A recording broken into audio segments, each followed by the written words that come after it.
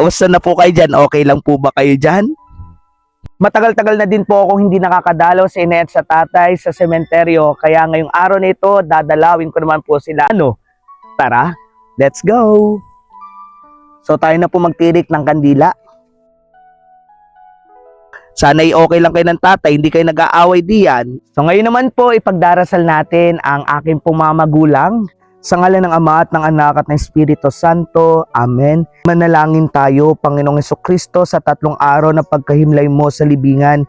Ang Panginoon ang aking pastol. Ama namin, sumasalangit ka. Aba, Ginoong Maria, napupuno ka ng grasya. Luwalhati sa Ama at sa Anak at sa Espiritu Santo.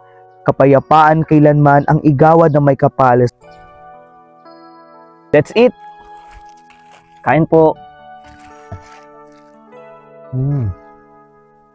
God bless and keep safe. Bye-bye.